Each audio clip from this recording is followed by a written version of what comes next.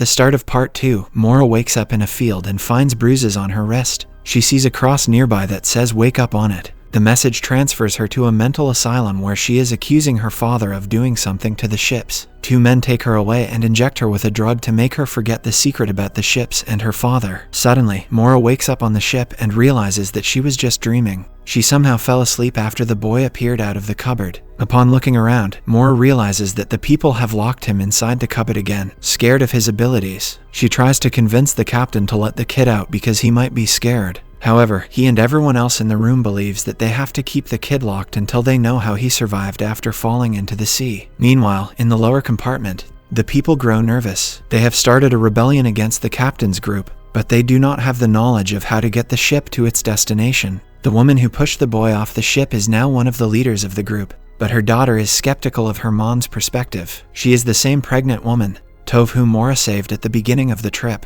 Tove thinks that her mother is mentally ill and wants to join the captain's group instead. She talks to her brother about it, but when he doesn't show interest, she simply picks up a gun and goes into the room where the captain and his team are resting. At first, the group is skeptical, but they lower their guns upon finding out Tove wishes to join them. The boy starts banging the cupboard louder, making Maura worried for him. Against everyone's warning, she walks towards the cupboard to let him out. Suddenly, someone fires at her and Daniel runs to save her. Just before the bullet hits Maura, time freezes. She is shocked, but she composes herself before getting the kid out of the cupboard. He has the pyramid, which Maura assumes he used to stop time and save her. She asks him how he did it but gets no answer. Instead, the kid pulls her outside the door. As soon as they walk out, time flows again. To the people in the room, it looks as though Maura and the kid disappeared in front of their eyes. Suddenly, an alarm starts blaring, taking everyone on the ship by surprise. The captain loses his mind and attacks Daniel, asking him if he knows who Maura actually is. Tove stops them and asks the captain to get his act together since he is the only man who can save the ship now. Then, the alarm stops, but a steady ticking follows. A bunch of people go stiff upon hearing the ticking, almost as if they are being hypnotized by it.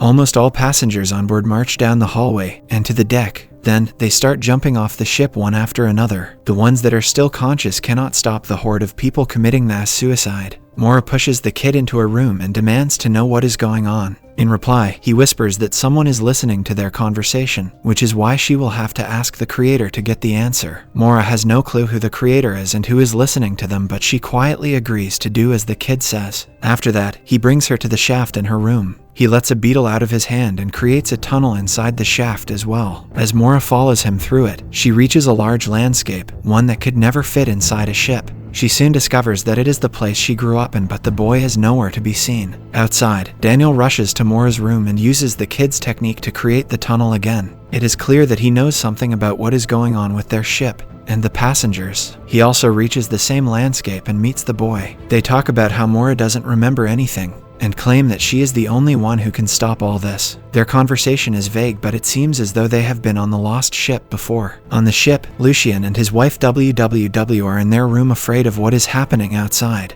A lower-class man named Jerome barges in and ties them around the room to prevent them from walking outside. It turns out that he has some kind of history with the couple and wants them safe. He also ties himself to the room in hopes that he won't be hypnotized as the rest. Daniel, on the other hand, rushes to the strange instrument in the lower part of the ship. This instrument is responsible for what is happening to the passengers at the moment. Using a remote, Daniel tries his best to stop the machine and save the remaining passengers. He is interrupted by a worker who thinks he is an intruder. The men get into a fight, but Daniel manages to knock the person out using the remote. At the same time, Maura is still in the landscape that she entered through the tunnel. She finds a mental hospital, the same one her father built for her mother years ago when her mental health deteriorated. Upon entering the place, she meets her father. He asks her where she hid an object, but Maura doesn't know what he is talking about. Suddenly, 2 men pull her to a chair and inject her. In the following scene, Maura wakes up in her bed on the ship. She doesn't know if what happened to her was reality or just a dream. All she can tell is that her father is the cause of her memory loss. Next, the captain meets her and demands to know how she disappeared earlier. Maura finally reveals that the owner of the lost ship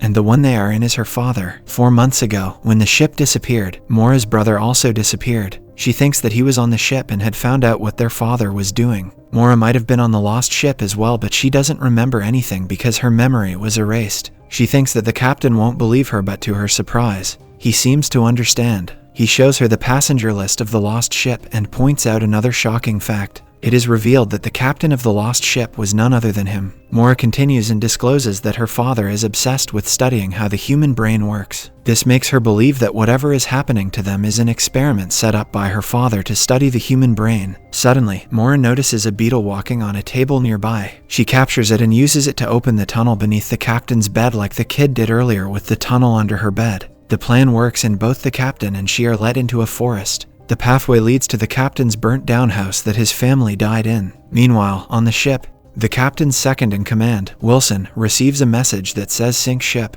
His assistant also sees it and starts panicking. Wilson knocks him out and calmly proceeds to dispose of his body. It is then revealed that Wilson works for Mora's father and is on the ship to catch the kid. Suddenly, Daniel is able to turn off the instrument, and people stop jumping off the ship. However, he seems to be too late because only a few people are left alive. Right before a woman jumps off, she comes back to her senses. To her, everything that just happened looks like a dream. Next, all the survivors gather on the deck. There are a total of 7 survivors, including Wilson. Then, we are finally shown the face of Mora's father, Henry. As she had expected, he is the mastermind behind the lost ship and everything that has happened since it disappeared. He is conducting some kind of sick experiment and playing with the passengers like puppets. The man can see a pyramid through his window that looks like a bigger version of the one the kid was holding. A while later, the survivors gather up to discuss their next move. Daniel reveals that the ship's engine has stopped working, and if it isn't fixed soon, they are going to die in the middle of the ocean. The captain orders all the men to work to fix the engine, and all the women to look for other survivors on board, if there are any. Similarly, the 2 surviving priests are asked to use the telegraph and continue sending signals to the ship company. On their way to the coal storage, the group of men run into strange black stuff protruding through the ceiling. It grows larger by the second and they are too scared to touch it. At Daniel's suggestion, they decide to ignore it and focus on fixing the engine first. The same protrusion can be seen growing all around the ship. Meanwhile, Mora and the captain go into the tunnel beneath her bed one more time. Like Mora did earlier, they go inside the mental asylum to look for the kid. Mora explains to the captain about the mental asylum and how it came into existence because of her mother's illness. Behind them, Daniel has also entered the tunnel to look for Mora. The duo walks into the building and Mora can instantly tell that the place feels different than the place she grew up in. She also explains that her father only loved one person in his entire life, and it was her mother. However, her mother's mental health got bad after she birthed her children. Because of this, their father never really loved them. While talking, they reach a room in the basement where Mora remembers being held. Outside the door is the ship's hull, which makes the captain believe they are still somehow inside the ship.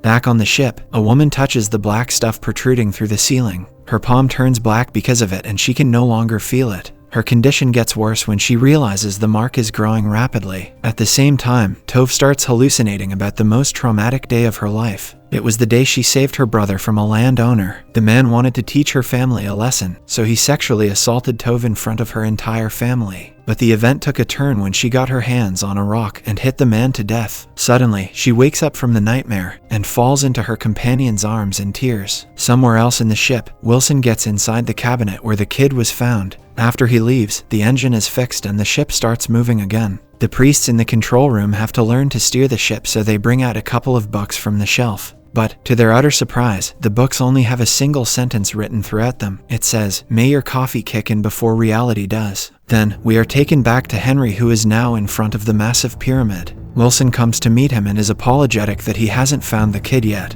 He is ordered to complete the task soon and reminded of the importance of the experiment. Back in the mental asylum, Mora and the captain are on their way back to the entrance when they see the same black stuff protruding through the walls. They stop to check and are shocked to see it moving. Mora tries touching it but stops when Daniel arrives at the right time. He claims that he followed them down here, but the captain and Mora do not trust his innocence. The captain points a gun at him and tries to lock him into a room before Daniel pushes him away and uses the strange remote to teleport him to a forest. Mora is left stunned and scared of Daniel's ability. As she asks him to get away, Daniel inquires if she really doesn't remember him. With hurt in his eyes, he reveals that he is her husband, and they have been married for the past 12 years. Mora doesn't believe him and locks him into a room before running outside. Out of frustration, she throws the gun away, but it happens to hit something midair. Upon checking, Mora finds a levitating door that leads back to the ship. While she climbs back, her father Henry watches her and the rest of the survivors on several monitors. The episode ends as we see the captain making his way through the forest and climbing back to the ship. Only this time, he ends up on the lost ship and looks around to see many such ships surrounding the one he is on. Subscribe to see more videos like this, turn on the notifications, and leave a like to help the channel out. Click the link to see part 3. Thanks for watching.